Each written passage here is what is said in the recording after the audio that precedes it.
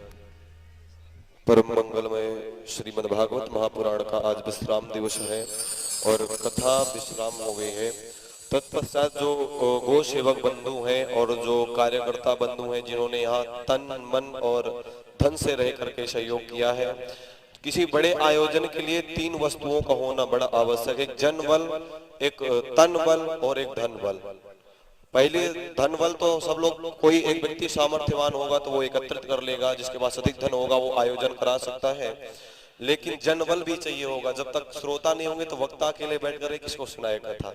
तो आप लोगों ने जनबल में भी आप लोगों ने सहयोग किया और उसी क्रम में गौशाला के लिए आप लोगों ने जो धनबल का सहयोग किया है उसके लिए हम आपके कोटि कोटि आभारी हैं।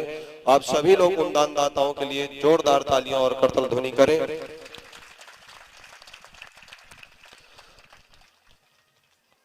जो निर्माणाधीन भूषा घर है उसके सहयोग राशि में जो गो सेवा हेतु जो दान आया है उनके नाम इस प्रकार है। श्रीमान राम आश्रय दुबे जी, उन्होंने 5100 रुपए का दान गो सेवा के लिए प्रदान किया है, जोरदार करतल ध्वनि करें। श्रीमती मुन्नी मिश्रा जी जो यूट्यूब से कथा सुन रही है, वो मुंबई से है, उन्होंने 1201 रुपए का गो सेवा के लिए दान प्रदान किया है। श्रीमान विजय दुबे जी जो इस यजमान परिवार के एक मुख्य अंग है, उनके अवधेश दुबे जी के पुत्र हैं और उन्होंने भी 1111 रुपए का सहयोग प्रदान किया, उनके लिए भी करतल ध्वनि करें। आदरणीय बड़े भैया बसंत त्रिपाठी जी, उन्होंने भी 1001 रुपए का सहयोग राशि प्रदान किया, उनके लिए भी करतल ध्वनि। आदरणीय डॉक्टर श्रीमान संजय पांडे जिन्होंने भी 501 रुपए की सहयोग राशि प्रदान किया, आप लोग उनके लिए भी करतल ध्वनि करें। एक मिर्जापुर से गोदान के लिए 501 रुपए का सहयोग राशि प्रदान या गुप्त दान, उनके लिए भी करतल ध्वनि आप लोग। श्रीमान सुधाकर जी दुबे बिहारी से हैं, उन्होंने 501 रुपए की गो सेवा राशि प्रदान किया है, करतल ध्वनि। श्रीनाथ शर्मा जी, उन्होंने 501 रुपए की सहयोग राशि गो माता की सेवा में अर्पण किया है, आप उनके लिए करतल ध्वनि करें। श्रीमान चंद्रवली जी पांडे, उन्होंने भी 501 रुपए की सहयोग राशि गौशाला में प्रदान किया है, अतः उनके लिए भी करतल ध्वनि आप लोग करें। श्रीमान दशरथ तिवारी जी 501 रुपए की सहयोग राशि भी उन्होंने प्रदान किया है, उनके लिए भी जोरदार करतल ध्वनि करें। श्रीमान नीरज यादव जी 501 रुपए की राशि उन्होंने गौशाला में सहयोग दिया, उनके लिए भी जोरदार करतल ध्वनि करें। श्रीमान अर्जुन जी दुबे जो बिहारी मिर्जापुर से हैं, उन्होंने भी 1111 रुपए की गो राशि प्रदान किया है, आप लोग उनके लिए करतल ध्वनि करें। स्वर्गीय श्री नरेंद्र नाथ दुबे जी, हमने कल भी उनके विषय में बताया था कि उनकी इच्छा थी कि हम जाकर के गो सेवा में और पूज्य महाराज श्री के सानिध्य में रह करके स्वयं कोड़ी धाम जाएंगे और वहां जाकर के जो सेवा है 5100 रुपए की राशि वो हम अपने हाथ से महाराज वहां गो सेवा में अर्पण करेंगे, लेकिन किसी कारणवश उनका शरीर पूरा हो गया तो उनके पुत्र ने जो नीलेश दुबे जी हैं, उन्होंने उनके परिवार की तरफ से 5100 रुपए की राशि प्रदान किया है गौशाला के लिए, जोरदार करतल ध्वनि करें। श्रीमान गजानंद दुबे जी LIC से हैं और बिहारी के रहने वाले, उन्होंने भी 1111 रुपए की सहयोग राशि प्रदान किया है, जोरदार करतल ध्वनि। बिहारी से 1100 रुपए का गोत्र दान आया है, उसके लिए भी जोरदार तालियां आप लोग करें। श्रीमान कमलाकांत दुबे जी कमलू जी जो बिहारी से हैं, उन्होंने 521 रुपए की सहयोग राशि प्रदान किया गौशाला में, आप लोग निरंतर करतल ध्वनि करते रहे। एक गौ सेवी भक्त माता है मुंबई से, उन्होंने भी 501 रुपए की सहयोग राशि प्रदान किया है गौशाला में। श्रीमान जगदम्बा प्रसाद पांडे जी भोटसर मिर्जापुर, उन्होंने भी 501 रुपए की सहयोग राशि गौशाला के लिए प्रदान करी है। श्रीमती पिंटू मिश्रा जी खंभरिया से, उन्होंने 501 रुपए की राशि गौशाला के लिए प्रदान किया है। श्रीमान अजय दुबे जी जो आयोजक परिवार के मुख्य सदस्य हैं, उन्होंने भी 501 रुपए की सहयोग राशि गौशाला के लिए प्रदान किया है। श्रीमान हरिशंकर दुबे जी मुखिया जी, उन्होंने भी 501 रुपए की सहयोग राशि गौशाला के लिए प्रदान किया है, आप लोग जोरदार करतल ध्वनि करिए। श्रीमती ऐश्वनी वर्मा जी वाराबंकी से, उन्होंने YouTube के माध्यम से कथा श्रवण गिरी पूज्य महाराज श्री की, और उनके मन में भी उत्कंठा हुई कि हम भी इस जो गो सेवा रूपी यज्ञ हो रहा है हम लोग भी उसमें आहुति दें, तो उन्होंने 501 रुपए का सहयोग प्रदान किया है, उनके लिए भी जोरदार करतल ध्वनि करें। श्रीमान पुलकित वाजपेयी जी कानपुर से हैं, उन्होंने 501 रुपए की सहयोग राशि प्रदान किया है, आप लोग उनके लिए भी करतल ध्वनि करें। श्रीमान देवकांत द्विवेदी जी कानपुर से हैं, उन्होंने भी 501 रुपए की सहयोग राशि प्रदान किया है। श्रीमान शशांक द्विवेदी जी जो कानपुर से हैं, उन्होंने भी 501 रुपए की सहयोग राशि प्रदान किया है। श्रीमान रंगनाथ दुबे जी बिहारी से हैं, उन्होंने भी 501 रुपए की गो सेवा का संकल्प लिया था, उन्होंने प्रदान किया है। श्रीमती रुचि दोवी जी, वो भी ऑनलाइन कथा सुन रही हैं और उन्होंने ऑनलाइन ट्रांसफर किया है 501 रुपए की सहयोग राशि, उनके लिए भी जोरदार आप लोग करतल ध्वनि करें। श्रीमान राम तेज जी, उन्होंने भी ऑनलाइन ट्रांजैक्शन किया था और उनकी पर्ची अभी तक नहीं गई, तो व्हाट्सएप पे यदि वो यूट्यूब से सुन रहे हैं अभी कथा, तो वो कृपा करके जो पांडे जी का नीचे डिस्क्रिप्शन बॉक्स में नंबर है उसमें व्हाट्सएप करके और आप अपनी पर्ची ले लें। श्रीमान ऋषिराज जी पांडे, उन्होंने पिचौरा से हैं, उन्होंने 501 रुपए की सहयोग राशि प्रदान किया है, उनके लिए भी करतल ध्वनि आप लोग करें। श्रीमान शिव पूजन यादव जी बिहारी से हैं, उन्होंने भी गौ सेवा में जो संकल्प लिया था और प्रद्युम्न कुमार दुबे जी, उन्होंने भी 501 रुपए की सहयोग राशि को दान में प्रदान किया, आप लोग जोरदार करतल ध्वनि। श्रीमान सुरेश दुबे जी बिहारी से हैं, उन्होंने भी 1111 रुपए गौशाला के लिए प्रदान किया, जोरदार करतल ध्वनि करें उनके लिए। 1101 रुपए की राशि श्रीमान शंभुनाथ दुबे जी बिहारी से हैं, उन्होंने अर्पण करी है, उनके लिए जोरदार करतल ध्वनि करें। 1111 रुपए की राशि हिमांशु मिश्रा जी बिहारी से हैं, उन्होंने प्रदान करी है, जोरदार करतल ध्वनि उनके लिए भी। 1100 रुपए जगनंदन दुबे जी छतरपुर से, वो भी ऑनलाइन कथा सुन रहे हैं पूज्य महाराज सर की यूट्यूब में और उनके मन में ऐसी इच्छा हुई कि हम भी सहयोग करें, तो उन्होंने 1100 रुपए की राशि प्रदान किया है, आप लोग जोरदार करतल ध्वनि उनके लिए। 1100 रुपए श्रीमान काली चरण दुबे जी बिहारी से हैं, उन्होंने 1100 रुपए की राशि प्रदान किया है, जोरदार करतल ध्वनि। 1011 रुपए राजकुमार यादव जी बब्बू जी बिहारी से हैं, उन्होंने 1011 रुपए प्रदान किया है, उनके लिए जोरदार करतल ध्वनि करें। 1001 रुपए अशोक दुबे जी बिहारी से हैं, उन्होंने अर्पण किया गौशाला के लिए, जोरदार करतल ध्वनि। 1111 अर्जुन जी दुबे बिहारी से हैं, उन्होंने गौशाला के लिए सहयोग राशि प्रदान किया, आप लोग उनके लिए करतल ध्वनि करें। 1001 रुपए श्रीमान इंद्रदेव जी चौबे जो रावटगंज सोनभद्र के हैं, उन्होंने अर्पण किया गौशाला के लिए, जोरदार करतल ध्वनि उनके करें। श्रीमती सरिता उपाध्याय जी पुरुषोत्तमपुर से हैं, उन्होंने गौशाला के लिए 501 रुपए की राशि प्रदान किया, जोरदार करतल ध्वनि करें। 501 रुपए की राशि मोहन दुबे जी बिहारी से हैं, उन्होंने अर्पण करी है, जोरदार करतल ध्वनि उनके लिए। 501 रुपए की राशि राम नगीना दुबे जी जो बिहारी से हैं, उन्होंने अर्पण किया, आप लोग ताली बजा करके उन्हें अभिनंदन करें। श्रीमान राम कश्यप जी जो कानपुर से, उन्होंने 501 रुपए की सहयोग राशि प्रदान की, आप लोग जोरदार करतल ध्वनि करें। श्रीमान विष्णु प्रसाद तिवारी जी सेमरी से, उन्होंने 501 रुपए की राशि अर्पण करी है। श्रीमान राम नारायण विश्वकर्मा जो भैया साउंड सर्विस में है, गणेश भैया उनके पिताश्री हैं और उन्होंने भी सहयोग राशि 501 रुपए के लिए, उनके लिए तो विशेषकर आप लोग करतल ध्वनि करें। उन्होंने 7 दिन तक यहाँ रह करके पूज्य महाराज श्री की कथा में जो साउंड सर्विस का काम किया है, उन्होंने ये सेवा प्रदान किया है, तो एक बार उनके लिए साउंड सर्विस के लिए भी जोरदार करतल ध्वनि करें। श्रीमान शिवनाथ यादव जी बिहारी से हैं, शिवनाथ यादव जी बिहारी, वो गुजरात से हैं और पूज्य महाराज श्री की कथा यूट्यूब से सुन रहे हैं, उनके मन में भी आया कि हम भी गौ सेवा के संकल्प में जो थोड़ा सा हाथ बटा सके, तो उन्होंने 511 रुपए की राशि प्रदान किया है, जोरदार करतल ध्वनि करें। 501 रुपए की राशि श्रीमान राधेश्याम दुबे जी जो माधोपुर से हैं, उन्होंने अर्पण करी, जोरदार करतल ध्वनि से उनका भी स्वागत करें। 501 रुपए की राशि श्रीमान आदिनाथ दुबे जी जो बिहारी से, उन्होंने अर्पण किया, जोरदार करतल ध्वनि करें उनके लिए। 505 रुपए की राशि श्रीमान वलस्टर गौड़ जी बिहारी से, उन्होंने अर्पण करी है, जोरदार करतल ध्वनि से उनका अभिनंदन करें। श्रीमान घनश्याम दुबे जी विकास दुबे जी बिहारी से, उन्होंने 501 रुपए की सहयोग राशि प्रदान किया, जोरदार करतल ध्वनि करें। श्रीमान बच्चू गुरु बिहारी से, उन्होंने भी 501 रुपए की सहयोग राशि प्रदान किया है। श्रीमान पंकज दुबे जी बिहारी से, उन्होंने भी 501 रुपए की सहयोग राशि प्रदान किया है गौ सेवा के लिए। श्रीमान अमित जी ऑनलाइन उन्होंने ट्रांजैक्शन किया है और उनके लिए भी आप लोग जोरदार करतल ध्वनि करें, उन्होंने 501 रुपए की राशि प्रदान किया है। श्रीमान लालजी चौबे चौबेपुर से हैं, उन्होंने 501 रुपए की राशि प्रदान किया है, जोरदार करतल ध्वनि उनके लिए। श्रीमान मोहन पांडे जी शारीपुर और उन्होंने 521 रुपए की सहयोग राशि प्रदान किया, जोरदार करतल ध्वनि उनके लिए। 500 रुपए का एक गुप्त दान आया है बिहारी से, उनके लिए भी आप लोग जोरदार करतल ध्वनि करें। श्रीमान लाल यादव जी बिहारी से हैं, उन्होंने 501 रुपए की सहयोग राशि गौशाला के लिए प्रदान करी है, आप लोग उनके लिए जोरदार करतल ध्वनि करें। 501 रुपए की राशि स्वर्गीय जयशंकर दुबे जी लाठे दुबे जी उनके परिवार की ओर से आया है, जोरदार श्रीमान विजेंद्र पांडे जी और ही भदोही से हैं, और उन्होंने भी 501 रुपए की सहयोग राशि प्रदान किया है।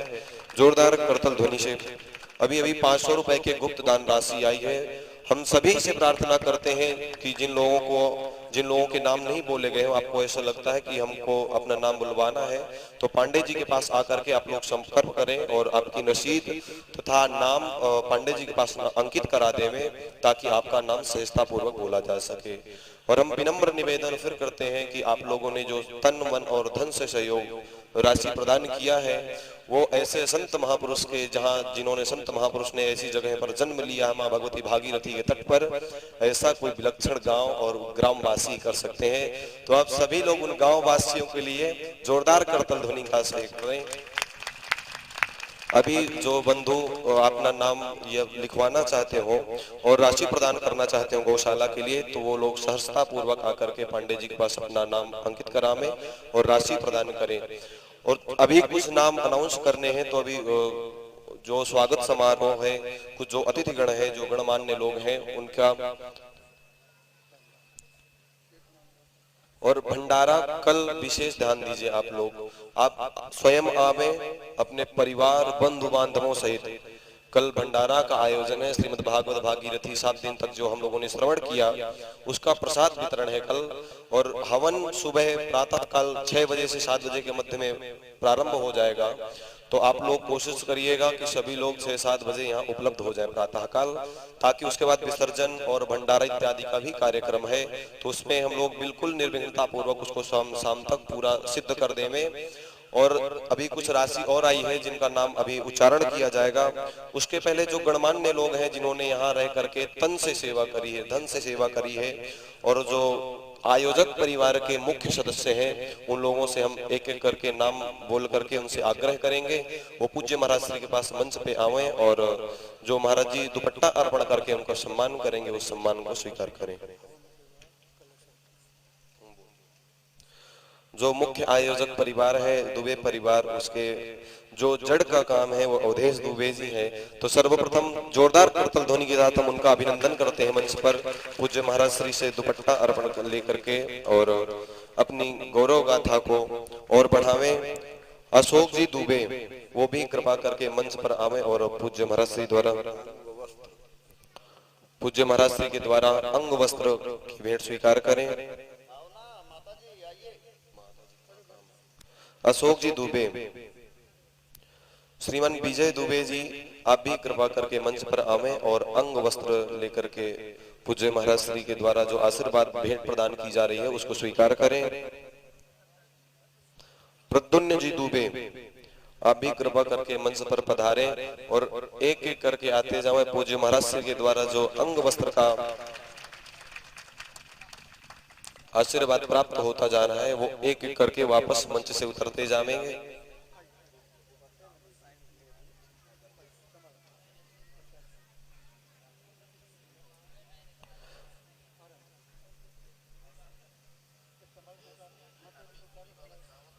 प्रद्युम्न दुबे जी आप भी मंच पर पधारे।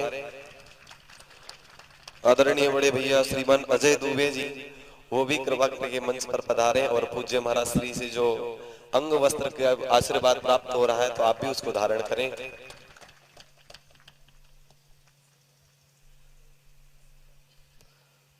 सहजता के कारण बड़े भैया ने अपना नाम काट दिया था लिस्ट में, ताकि मंच पे नहीं आना चाहते, उनके लिए जोरदार करतल ध्वनि आप सभी लोग करें। श्रीमान मोहन पांडे जी, श्रीमान मोहन पांडे जी आकर के पूज्य महाराज श्री से जो अंग वस्त्र की आशीर्वाद स्वरूप प्रदान हो रहा है वो ग्रहण करें।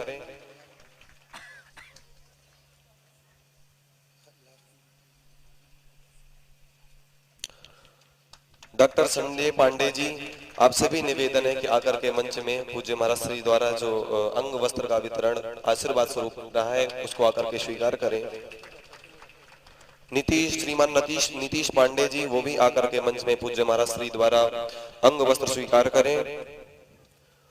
श्रीमान नितिन दुबे जी वो भी मंच पर आकर के पूज्य महाराज श्री से अंग वस्त्र की जो आशीर्वाद स्वरूप भेंट स्वरूप मिल रहा है उसको आकर के स्वीकार करें। अभिषेक दुबे जी सागर आप भी जहां कहीं हो वो भी मंच पर आकर के पूज्य महाराज श्री से आशीर्वाद प्राप्त करें।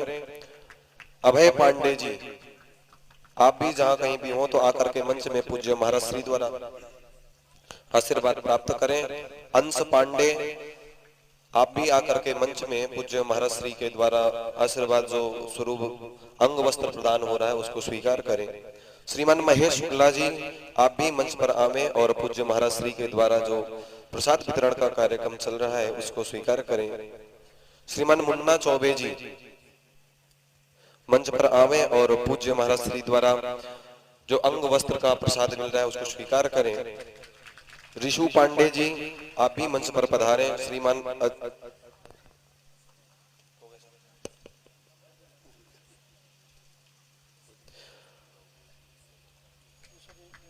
अब जो कार्यकर्ता बंधु हैं जिन्होंने यहाँ रह करके दिन रात एक करके जग करके और यहाँ की रखवाली करी है और यहाँ की सेवा प्रदान की है, चाहे छोटी से छोटी सेवा लेकर के सभी ने सहयोग प्रदान किया है, चाहे साफ सफाई से लेकर के हो, चाहे मंच का रख रखाव हो, उन लोगों ने यहाँ तन मन से तय करके और 24 घंटे सेवा प्रदान करी है। उन सभी से भी हम निवेदन करते हैं कि जिनका नाम बोला जाए तो कृपा करके आप लोग मंच पर पधारते जाएं। श्रीमान हरीश दुबे जी, राजू भैया, वो भी कृपा करके मंच पर पधारें और पूज्य महाराज श्री से आशीर्वाद स्वीकार करें। श्रीमान अनुज दुबे जी, वो भी मंच पर आवे और पूज्य महाराज श्री से आशीर्वाद स्वीकार करें। श्रीमान नीलेश दुबे जी, कृपा करके आप भी मंच पर पधारें और पूज्य महाराज श्री से आशीर्वाद ग्रहण करें। श्रीमान प्रिंस दुबे जी, आप भी मंच पर आवे और पूज्य महाराज श्री से जो अंग वस्त्र की सेवा प्रदान हो रही है उसको स्वीकार करें। श्रीमान संतोष जी दुबे, आप भी मंच पर पधारें और पूज्य महाराज श्री द्वारा आशीर्वाद ग्रहण करें। श्रीमान लाल यादव जी, आप भी मंच पर पधारें और पूज्य महाराज श्री द्वारा आशीर्वाद स्वीकार करें। श्रीमान निर्मल दुबे जी, आप भी मंच पर पधारें। श्रीमान नमन दुबे जी, जिन जिन बंधुओं का नाम बोला जा रहा है तो कृपा करके आप सभी एक एक करके आते जावें और पूज्य महाराज श्री से आशीर्वाद स्वरूप अंग वस्त्र धारण करें। श्रीमान नमन दुबे जी, श्रीमान चंद्रकांत भैया, आप भी कृपा करके मंच पर पधारें और पूज्य महाराज श्री से आशीर्वाद ग्रहण करें। श्रीमान सतीश दुबे जी, यदि आप यहाँ पर हैं तो कृपा करके मंच पर आवे और पूज्य महाराज श्री द्वारा आशीर्वाद जो प्रदान हो रहा है उसको स्वीकार करें। श्रीमान बड़े भैया उमेश दुबे जी, आप भी मंच पर पधारें। इनके लिए जोरदार करतल ध्वनि करें, इन्होंने बड़ी सेवा करी है भागवत भागीरथी की। श्रीमान मनीष दुबे जी, आप भी मंच पर पधारें और पूज्य महाराज श्री से आशीर्वाद ग्रहण करें। श्रीमान रामानुज दुबे जी, आप जहां कहीं भी हो तो कृपा करके मंच पर पधारें और पूज्य महाराज श्री द्वारा जो अंग वस्त्र से सेवा और आशीर्वाद प्राप्त हो रहा है उसको सभी लोग सहजता पूर्वक स्वीकार करें। इतने लोगों में जिसका जिसका नाम बोला गया हो, यदि वो उपलब्ध ना हो या सुन ना पाए हो, दोबारा आना चाहते हो तो वो लोग अभी आवे। और अब आरती का जो कार्यक्रम होगा वो आरती, पुष्पांजलि इत्यादि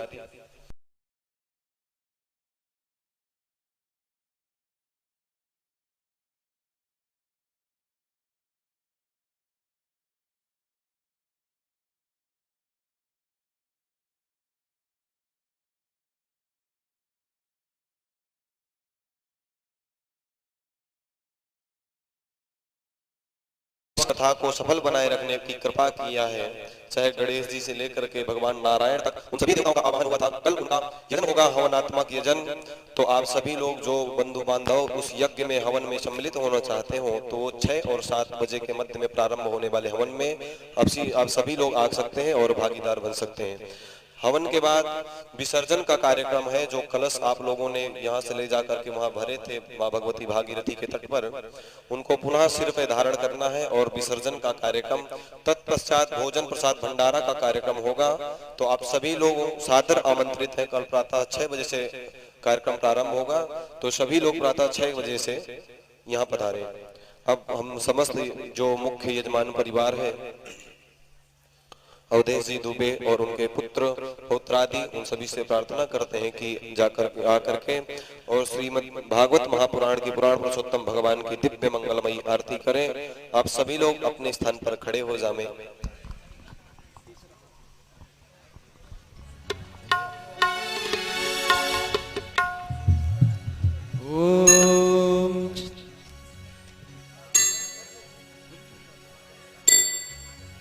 आरती कीजे